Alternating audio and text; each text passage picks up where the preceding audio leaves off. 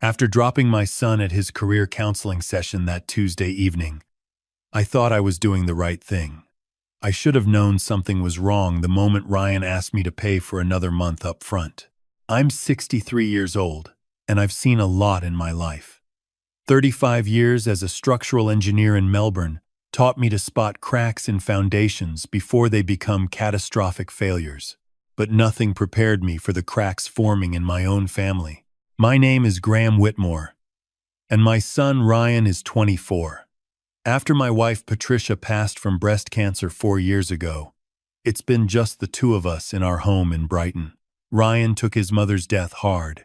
He'd been close to finishing his computer science degree at Monash University when she died, but he never went back. For 3 years, he barely left his room, gaming online with people I never met, applying for jobs he never seemed to get interviews for. So when he told me 6 weeks ago that he'd found a career coach named Sienna Hart who was helping him get back on track, I was relieved. Finally, some progress. Finally, some hope. "She's brilliant, Dad," Ryan had said over dinner that night. "She specializes in helping people in tech who've had setbacks. She's got connections at Google, Microsoft, heaps of startups. She reckons she can have me placed within 3 months." "That's wonderful, son," I'd replied, perhaps too eagerly. "How much does this cost?" $1,500 a month. "But Dad, she's got a 90% placement rate. It's an investment."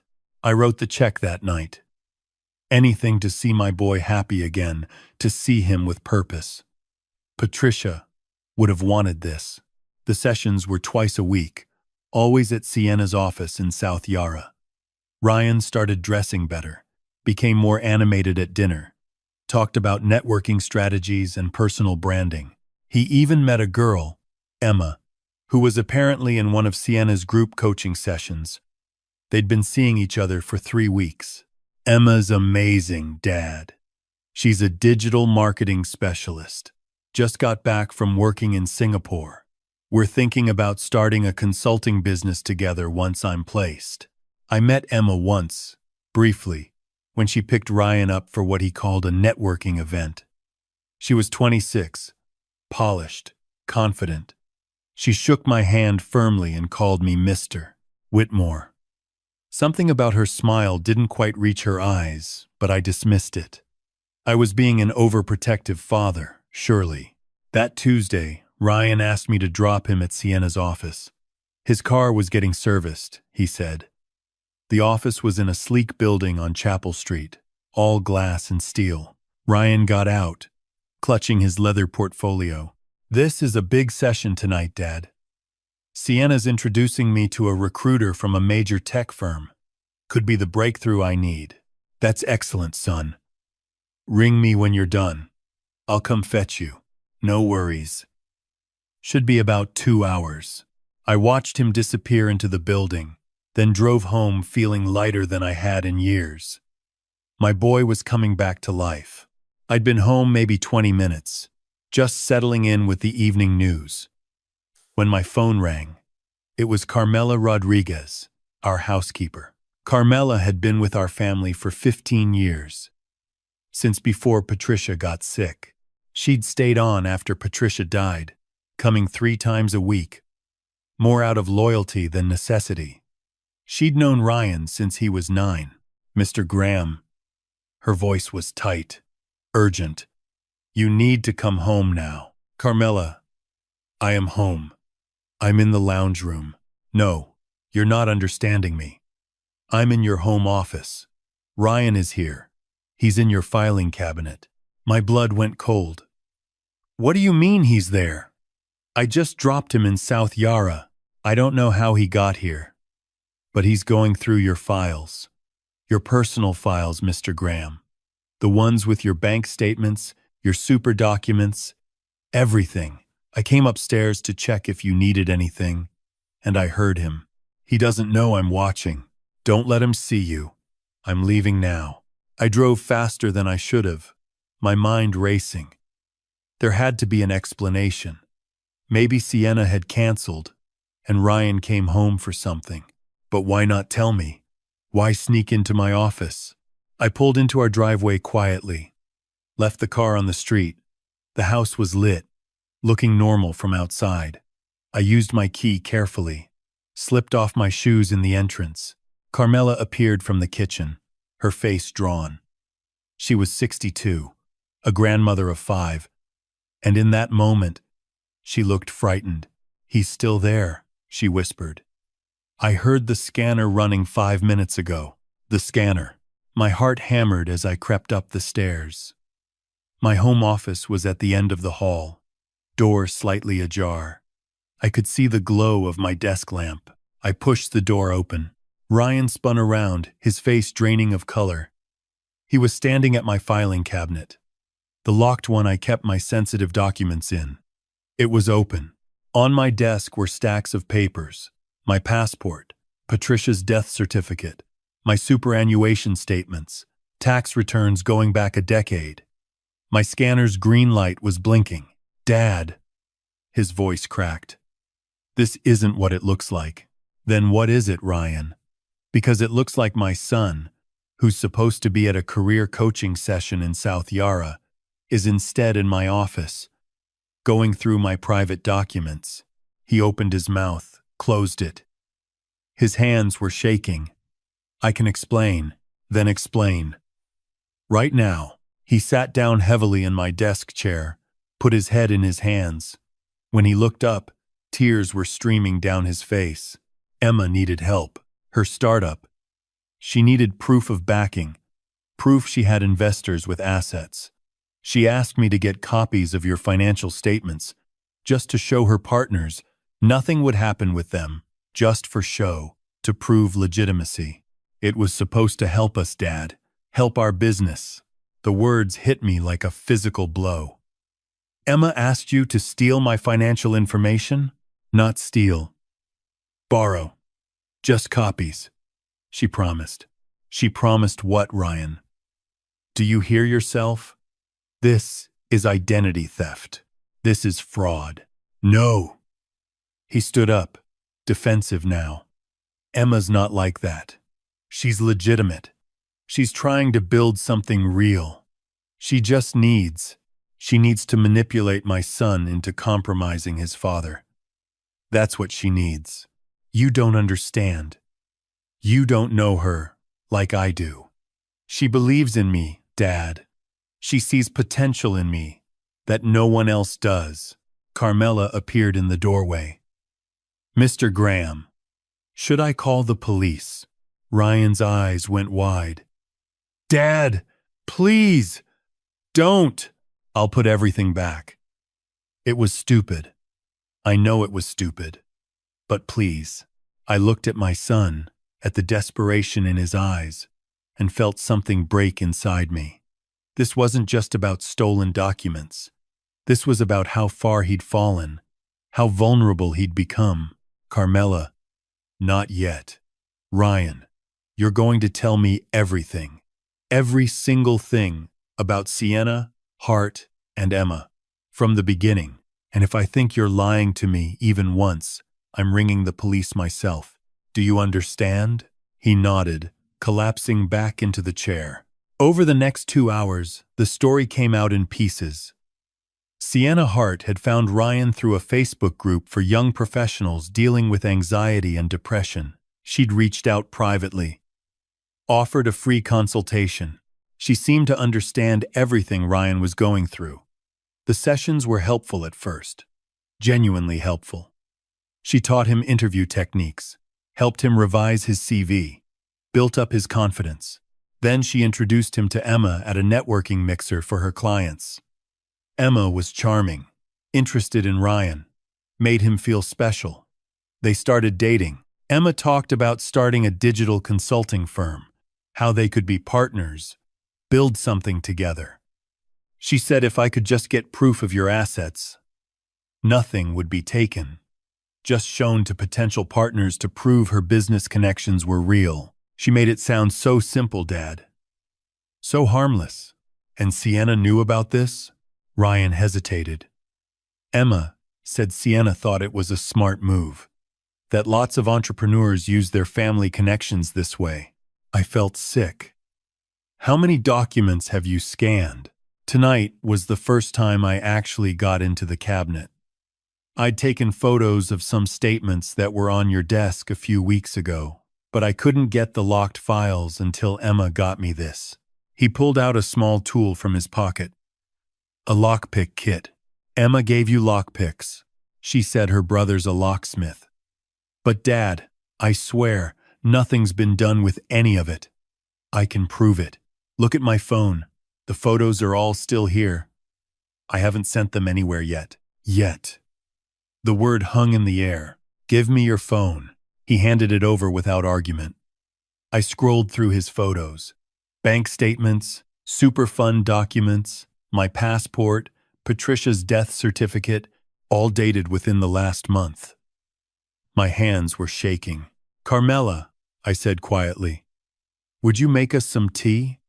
And then I need to ask you something. She nodded and disappeared downstairs. I turned back to Ryan. How much have you paid, Sienna?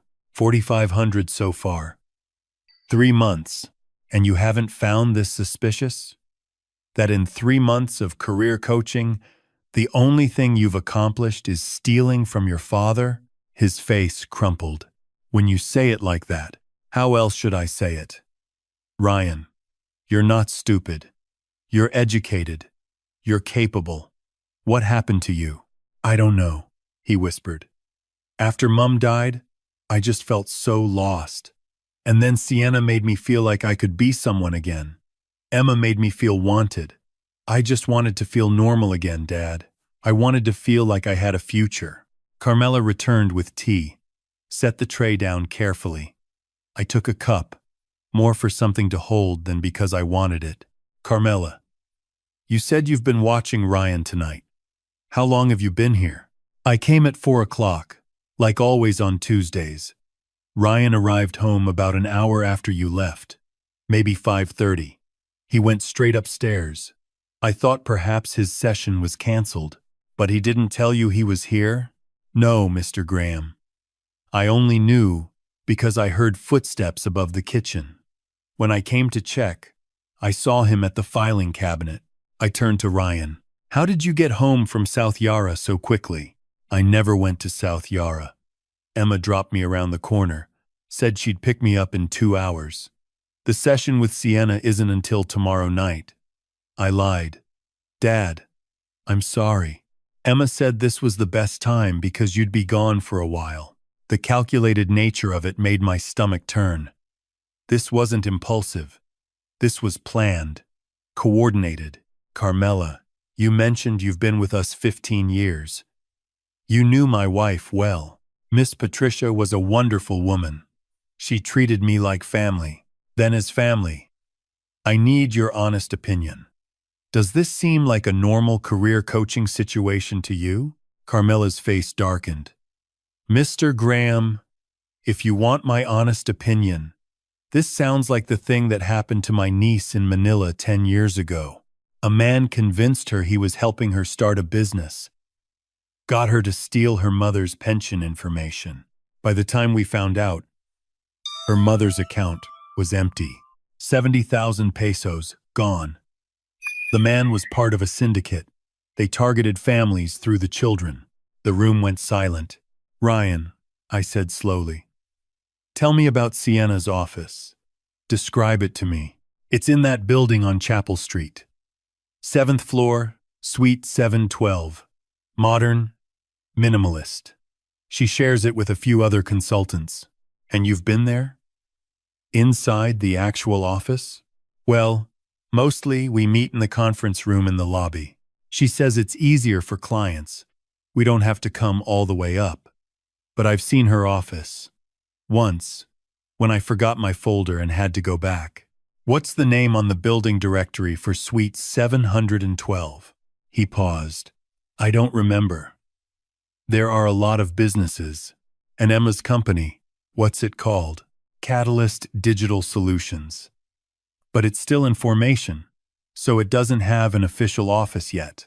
I pulled out my phone and searched the Australian Securities and Investments Commission's company register. Nothing for Catalyst Digital Solutions. I searched for Sienna Hart, Career Coach Melbourne, Nothing legitimate came up. Just a Facebook page with stock photos and generic testimonials. Ryan, I don't think Sienna Hart is a career coach. And I don't think Emma is starting a legitimate business. Dad, no. You're wrong. They're real. I've met them. I've paid for actual services. You've paid $4,500 for someone to manipulate you into committing crimes. That's what you've paid for. Carmela spoke up quietly. Mr. Graham, with your permission, I have a friend. He was a detective with Victoria Police before he retired. If you want, I could ring him. Unofficially. Just to get advice. I looked at my son, at the panic and denial warring in his face. Part of me wanted to protect him, to handle this privately. But Patricia's voice echoed in my mind, something she used to say when Ryan misbehaved as a child. Love isn't letting them escape consequences. Love is helping them face consequences so they learn. Yes, Carmela. Please ring him. Dad, no. Please, just let me talk to Emma. Let me explain. She'll understand. She'll what, Ryan? Apologize? Return money she hasn't stolen yet? Yes, she does. She told me. She loves me. She told me. She loves me. The desperation in his voice was heartbreaking. This wasn't just about money or documents. They'd given him something he'd been starving for. Purpose, connection, hope, and they'd weaponized it. Carmela stepped into the hallway to make her call. I sat down across from Ryan, suddenly feeling every one of my 63 years. Son, I need you to listen to me very carefully. What you're feeling right now, this need to defend Emma and Sienna, this certainty that they care about you, that's exactly what they've designed you to feel. It's called manipulation. And it's how these schemes work. They find vulnerable people, people who are lonely or lost, and they make them feel special. They make them feel chosen. But I am special to Emma, the way she looks at me, the things we talk about. Have you met any of her friends, her family? Has she introduced you to anyone from her life outside of what Sienna arranged? He opened his mouth, then closed it. Have you been to her home? She's staying with a friend while she looks for a place. For 3 weeks? Where does this friend live? I don't know exactly. Somewhere in Richmond, she said. And her previous job in Singapore. Which company? A marketing firm. I don't remember the name. Ryan. Listen to yourself. You've given this woman photos of my financial documents. You've paid $4,500. You've committed crimes for her. And you don't know where she lives, where she worked, or anything verifiable about her life. His face was white now, the reality beginning to crack through the denial. Carmela returned. Mr. Graham, my friend Detective Chen is retired, but he said he'd be happy to come over. He can be here in 30 minutes, he said unofficially, just to assess the situation. Thank you, Carmela. Ryan stood up suddenly. I need to ring Emma. I need to hear her voice. If you ring her now, you'll tip her off that we know. And then she disappears, along with whoever else is involved, and we learn nothing. But, Ryan, I know you don't want to believe this. I know it hurts. But if I'm wrong, if Emma and Sienna are legitimate, then having a retired detective look into it will prove that. And if I'm right, then we need to know what we're dealing with. He slumped back down, defeated. Detective Chen arrived 40 minutes later.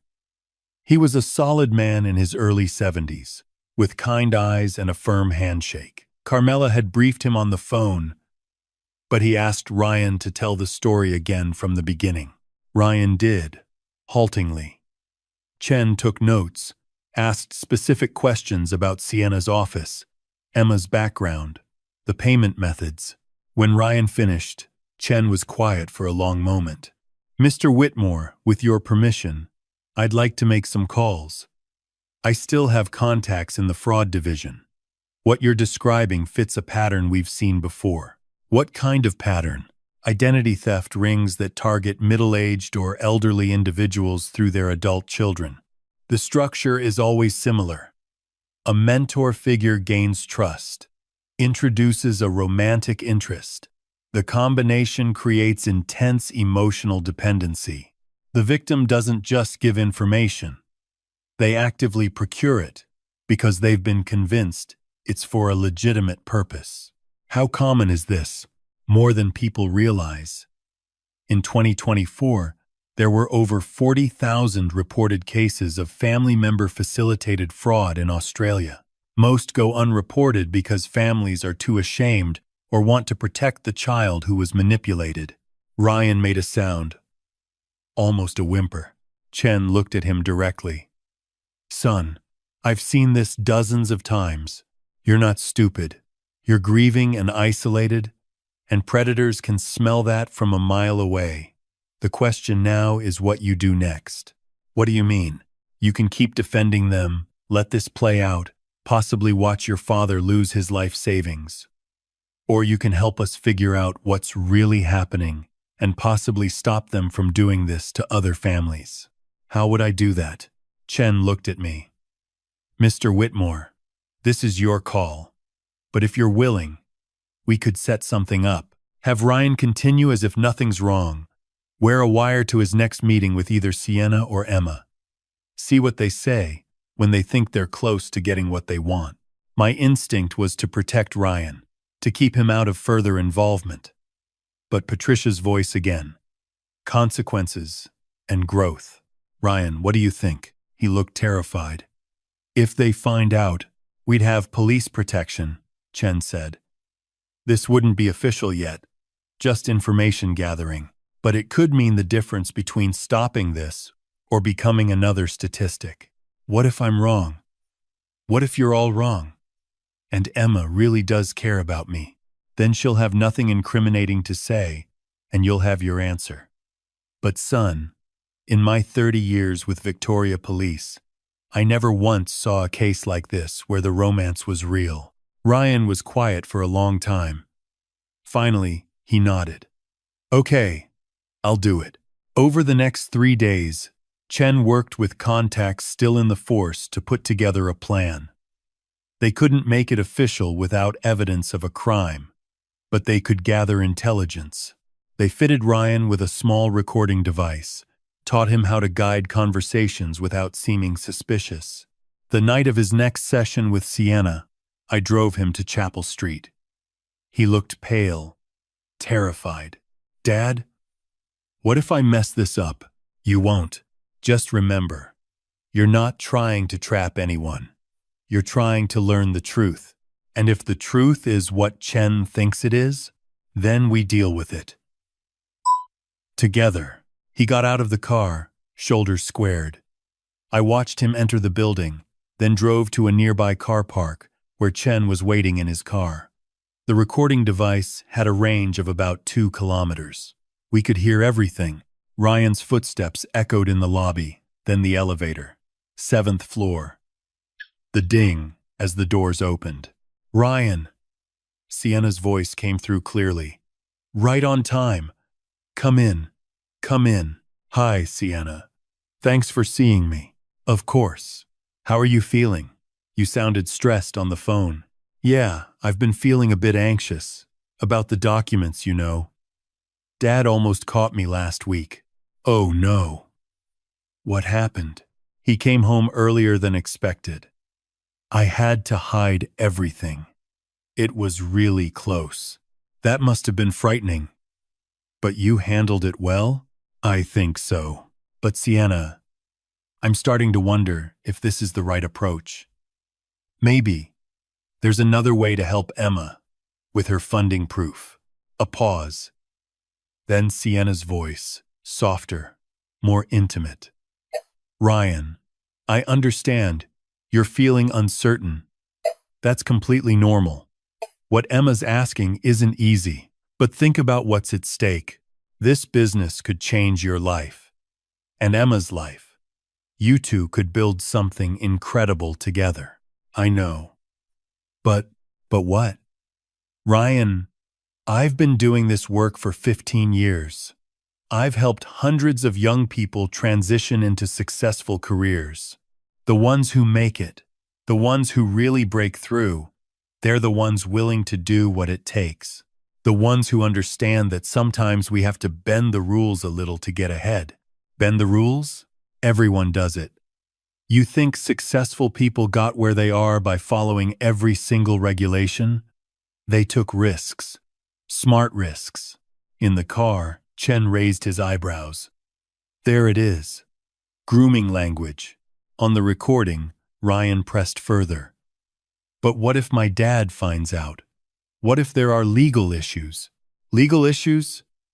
Ryan, you're simply helping your girlfriend document her business connections. There's nothing illegal about that. And your father? Well, he's from a different generation. He doesn't understand how modern business works. How much does Emma need exactly? She mentioned other documents. Well, ideally, we'd want a complete financial profile. Your father's property deeds, his superannuation details, any investment portfolios. The more comprehensive the documentation, the more impressive it is to potential investors. And then what? After Emma shows them to investors, then Emma secures funding, you both launch the business, and in a year you're looking at six-figure incomes. Ryan, this is your future we're talking about. Yours and Emma's. When do I get to meet these investors? Maybe I could talk to them directly about my father's assets. Another pause, longer this time. That's not really how it works. Emma handles the investor relations. You focus on getting the documentation. It just seems like I'm taking all the risk. Sienna's voice sharpened slightly. Risk? Ryan, Emma is offering you a partnership in a business that could be worth millions. She's offering you a future. What risk are you taking compared to that? I guess you're right. I know I'm right. Look, why don't you come to my actual office for our next session? Suite 712, like I mentioned. I want to show you something that will help you understand the bigger picture. Okay. When? Tomorrow night? 7 o'clock? And bring whatever new documents you've managed to gather. I want to review them. Make sure they're what Emma needs. All right. I'll be there. Excellent. Oh, and Ryan? This conversation, everything we discuss in our sessions, that's confidential. You understand that, right? Coach-client privilege. Yeah, I understand. Good boy. I'll see you tomorrow. The recording captured Ryan leaving, the elevator, his emergence onto Chapel Street.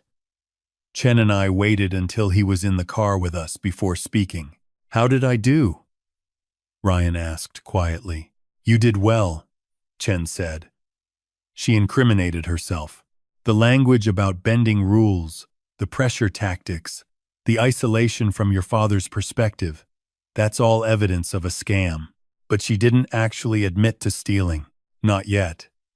But tomorrow night, if you go to Suite 712, I'm betting we find out this goes deeper. They're ready to move to the next phase. I looked at my son. You don't have to do this. We have enough to report them, but not enough to prove they've actually stolen anything. Right? Just that they were trying to manipulate me.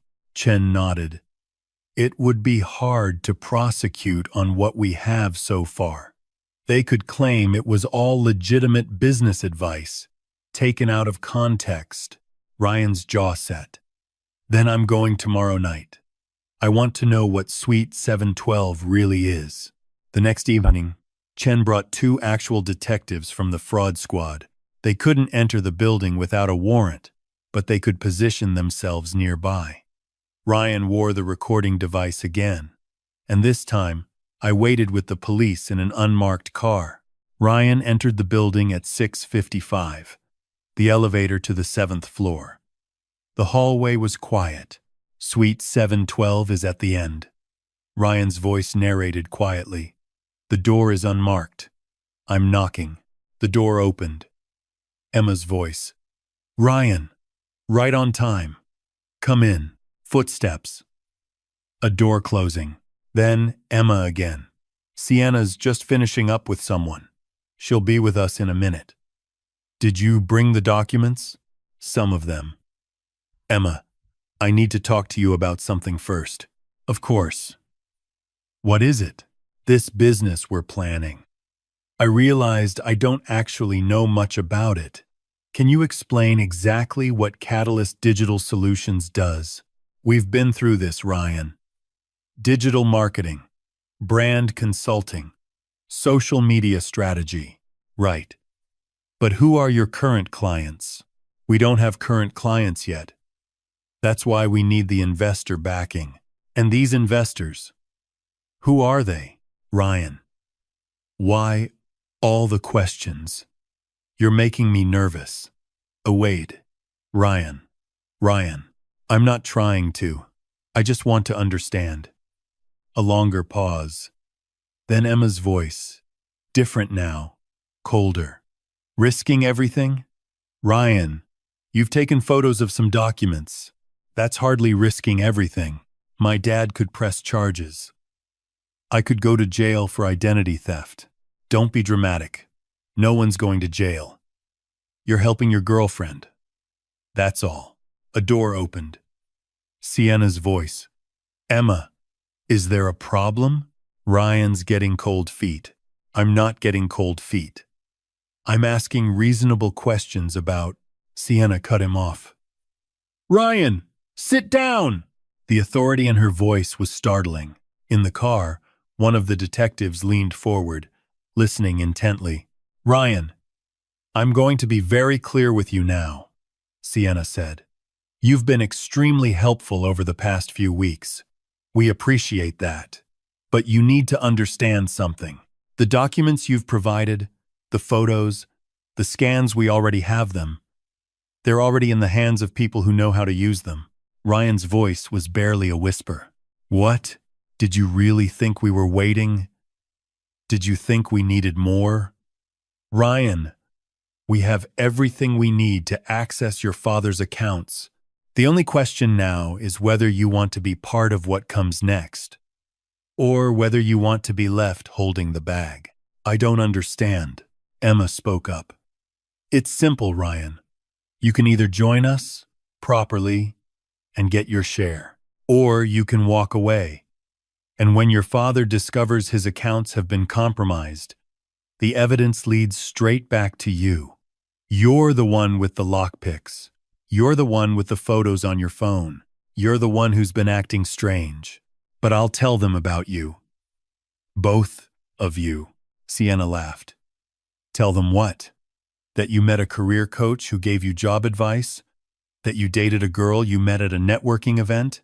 Ryan, we barely exist. My lease on this office ends tomorrow. Emma's already got a flight booked to Brisbane. By the time anyone investigates, we're ghosts. But nothing. Here's what's going to happen. Tomorrow morning, several transfers will be initiated from your father's accounts.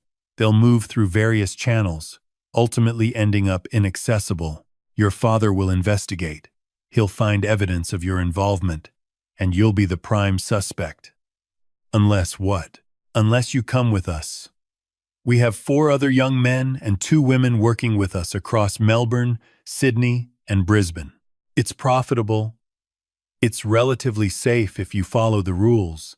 And you'd be amazed how many lonely, grieving people there are with significant assets and vulnerable children. The car went silent, except for the recording. One of the detectives was already on the phone, calling for backup. On the recording, Ryan's voice was shaking. You want me to do to other people what you did to me. We want you to be smart. You're not cut out for corporate work, Ryan. You proved that when you dropped out of university. But you are good at gaining trust, at being likable. That's a valuable skill in our line of work. Your line of work is destroying families. Emma's voice. Sharp. Our line of work is taking from people who have too much and giving to people who have too little. Your father has millions in property and superannuation. He's one person. That money could support a dozen people. We're just redistributing it by lying and manipulating, by being smarter than our targets. Which, let's be honest, isn't hard. Sienna again. Ryan, you have about 30 seconds to decide. Are you in or are you out? In the car, the detective said. We're moving.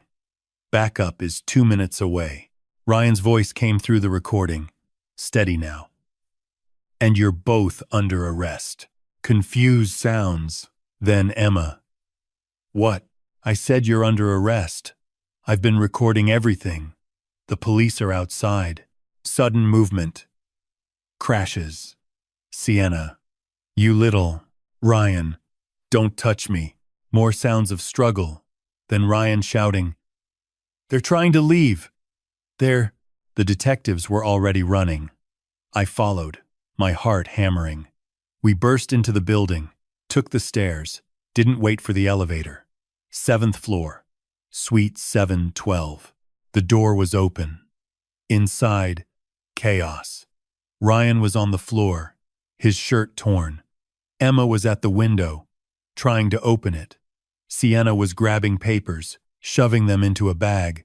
Police! Nobody move! It was over in seconds. Sienna and Emma were handcuffed.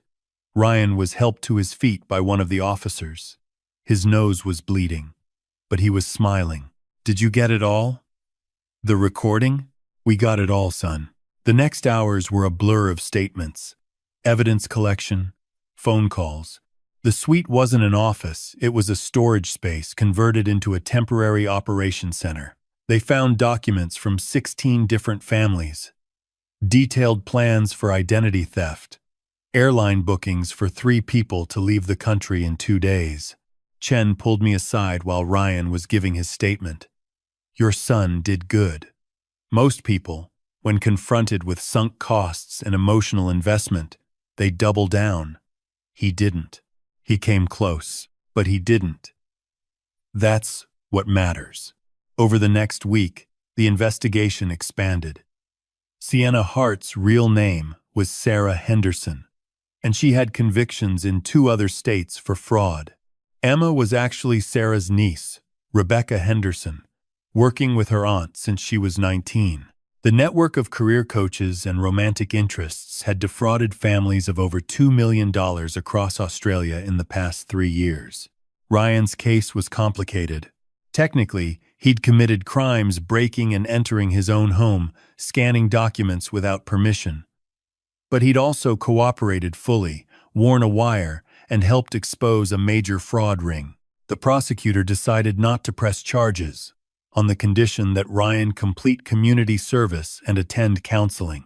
3 months later, Ryan and I sat in the garden of our Brighton home. It was autumn, the leaves turning gold. Carmela was inside making her famous empanadas, insisting we both needed feeding up. Dad, Ryan said quietly, I've been thinking about getting a job. Have you now? Not through a career coach, obviously.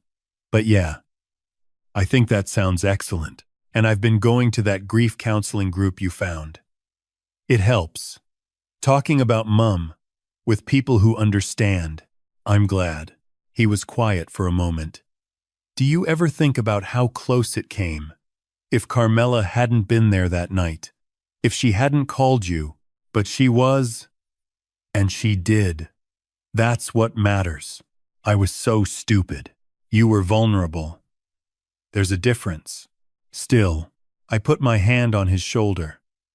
Ryan, your mother used to say something when you were little and did something wrong. She'd say, mistakes are just lessons in uncomfortable clothing. You've learned the lesson. The uncomfortable part is over. He smiled.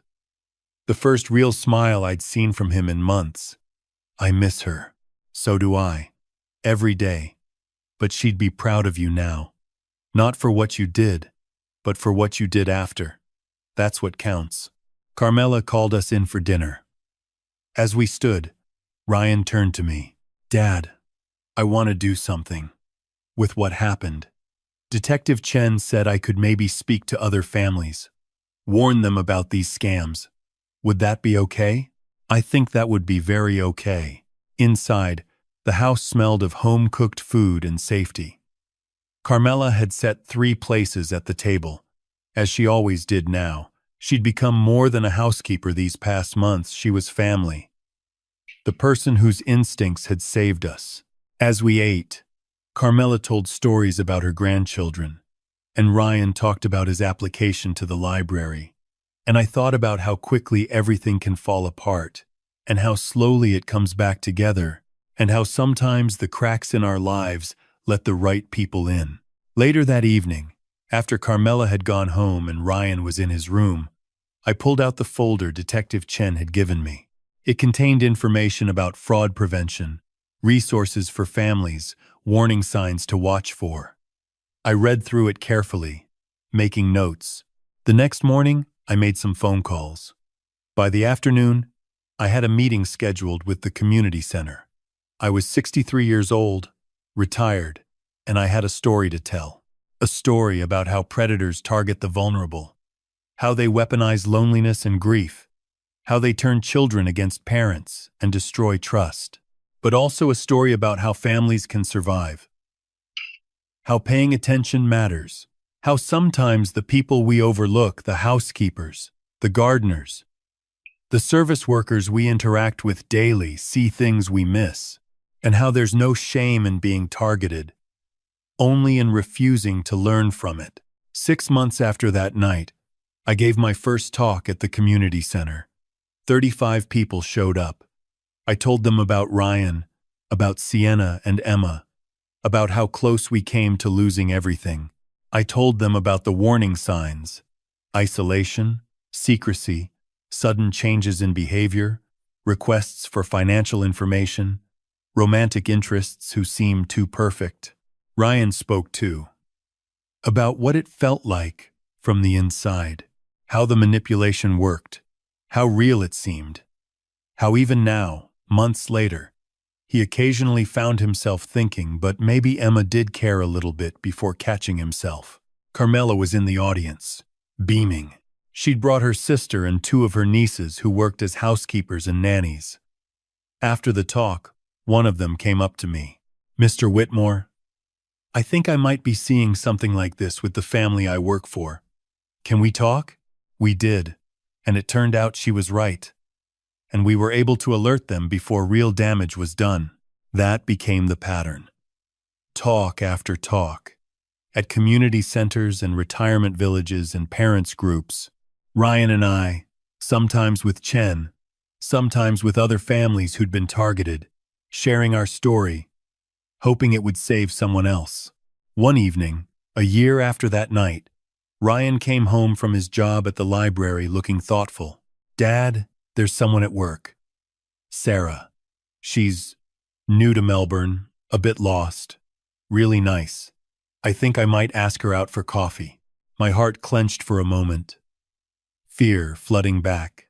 Ryan saw my face and laughed. "It's okay, Dad. I know the difference now. She's real. She talks about her family, her mates, her annoying flatmate. She invited me to her birthday drinks next week, where I'll meet actual people from her actual life. She doesn't want anything from me except maybe good book recommendations and someone to complain to about difficult library patrons." "That sounds healthy." "It does, doesn't it?" He grinned. "Weird how normal is actually really nice once you remember what it feels like." That night, I stood in my home office, the one where this had all started. The filing cabinet had a new lock now, though I kept less sensitive documents there. I'd learned to digitize things, to have better security, to be more careful, but I'd also learned something else. That love without vigilance is just hope. That trust without verification is just naivety. And that sometimes the worst thing you can do for someone you love is protect them from the consequences of their choices. Ryan had faced consequences. He'd done his community service, attended counseling, rebuilt his life slowly and deliberately. He'd learned that real relationships take time, that real opportunities don't require you to break the law, that real love doesn't ask you to betray your family. And I'd learned that being a good father isn't just providing and protecting. It's also allowing your children to fall, to fail, to face the outcomes of their decisions, and then being there, not to rescue them, but to help them climb back up. The moon was bright through the office window. Somewhere in Melbourne, Sarah Henderson and Rebecca Henderson were in prison, serving 8 and 6 years, respectively. Their network had been dismantled. 16 families had recovered at least some of their losses. But more importantly, those 16 families, and dozens more who'd heard our story, were now aware, vigilant, having conversations with their children about manipulation, about red flags, about when love becomes leverage. I thought about Patricia, about what she would say if she could see us now. Ryan, working steadily, dating carefully, speaking at community events. Me, using my retirement to warn others. Both of us scarred but stronger. She'd probably say something simple and true, the way she always did. Something like, "Well done, both of you. Now keep going." So, that's what we did. We kept going. Watching, learning, helping, healing. And every Tuesday evening, when Carmela came for dinner, we sat together, 3 people bound by the night that almost destroyed us but ended up saving us instead. Because that's the thing about cracks in the foundation. Sometimes they do bring the whole structure down, but sometimes, if you catch them early enough, if you have the right people helping you, if you're willing to do the hard work of repair, sometimes those cracks just become part of the structure. Visible reminders of what almost was, and gratitude for what is.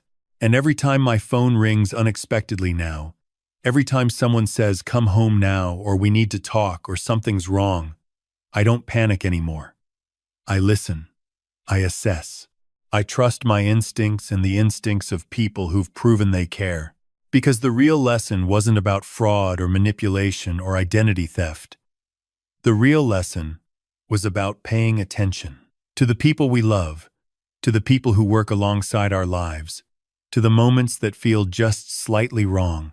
The real lesson was that safety isn't about avoiding all risk. It's about recognizing risk when it appears and having the courage to face it. Ryan taught me that.